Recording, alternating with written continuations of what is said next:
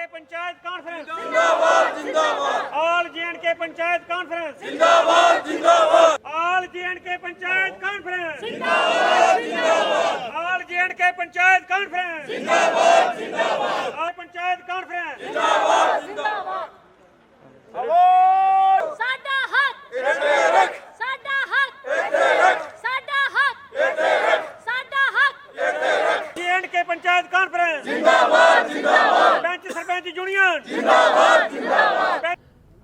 अगर हम एक बेंच में एक मेंबर हैं, एक काउंसिल के मेंबर हैं, बीडीसी के चेयरमैन भी डिस्ट्रिक्ट डेवलपमेंट बोर्ड के मेंबर हैं जैसे बाकी डीडीसी के मेंबर हैं, तो उनका अगर सीडीएफ 70 लाख करते हो हमें कोई इतराज नहीं, उनका 1 करोड़ कर दो। लेकिन बीडीसी चेयरमैन का भी 1 करोड़ होना चाहिए। बीडीसी चेयरमैन भी जितने वोट उन्होंने लिए उतने वोट हमने लिए।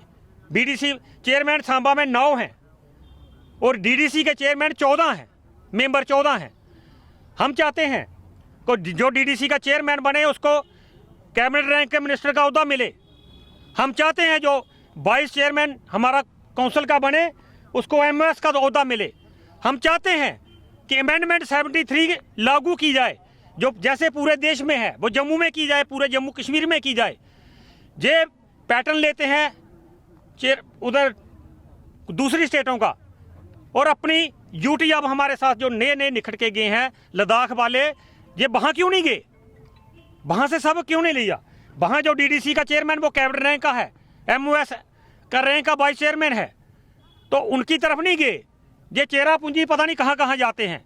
ये ब्यूरोक्रेट की जो साजिश है, ये पंच सरपंच की 40,000 की फैमिली है, हम नहीं चलने देंगे। की डेट में जो ब्यूरोक्रेटिक सिनेरियो चल रहा है जिसमें कि हम पंचायतों को, हम बीडीसीज को इग्नोर किया जा रहा है। अभी डीडीसी की हाल ही में इलेक्शन हुई थी और इनको एम्पावर कर दिया गया। हमारे साथ जो सौतेला व्यवहार हुआ है, रातों रात उनके प्रोटोकॉल्स, रातों रात उनके ऑनरेरियम डिसाइड हो जाते हैं। तो हमारा ये मुद्दा है कि जो भी किया गया जा रहा है तीनों टीयर्स को साथ में लेके किया जाना चाहिए। उसके साथ साथ पंचायतों में जो प्रॉब्लम्स आ रही है, हम 2-2.5 साल हो गए हमारी पंचायतों को बने हुए। पहले तो हमें धारा 370 एक रोड़ा बताया जाता था, बट आज वो टूटे हुए भी 1.5 साल से ज्यादा हो गया। तब भी हमारी पंचायतों की हालत ज्यों से त्यों है। हमारी पंचायतों में डेवलपमेंट्स नहीं हो रही। उसके बाद बैक टू विलेज जैसे प्रोग्राम्स करवाए जाते हैं जिसमें हमें बड़े बड़े वादे किए जाते हैं कि आपको 5 लाख मिले, आपको 10 लाख मिले, बट ऑन ग्राउंड उस 5 लाख में से 3-3.25 लाख में काम टेंडर होता है और कमीशन और टैक्स काटने के बाद 1-1.5 लाख की क्वालिटी का काम होता है।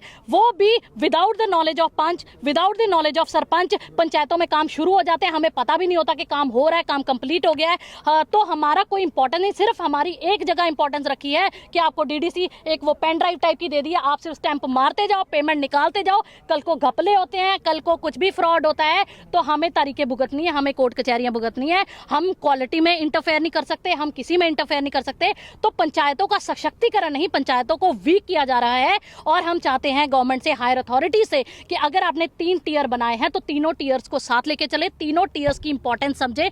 देखिए, अगर सरकार हमारी मांगों को नहीं मानती है, जो मांगे आज हमने यहाँ पे रखी हैं, हमारी मांगे तो सिर्फ ये हैं कि सबसे पहले तो डिफ़ाइन किया जाए, तीनों टायर्स को डिफ़ाइन किया जाए, इनकी पावर्स को डिफ़ाइन किया जाए। एक पंच को ये पता होना चाहिए कि उसकी पावर्स क्या हैं, सरपंच को पता होना चाहिए उसकी पावर्स क्या हैं, और बीडीसी चेयरपर्सन को भी पता होना चाहिए, डिफ़ाइन हो, ताकि जो 3rd टायर हमारा बना है जिसकी कन्फ्यूज़न लोगों में है, कि एक कन्फ्यूज़न क्रिएट हो गई इसमें भी, और ये कन्फ्यूज़न जो है पूरी तरह से बाहर आ जाए, लोगों के सामने सब आ जाए कि इनकी जो पावर्स हैं वो डिफ़ाइन है, अलग अलग पावर्स हैं, ये चीज़ें हो जाए। अगर ये चीज़ें नहीं होती हैं, 73 अमेंडमेंट अगर लागू नहीं होता है, तो हम सब जो हैं सड़कों पर आएंगे।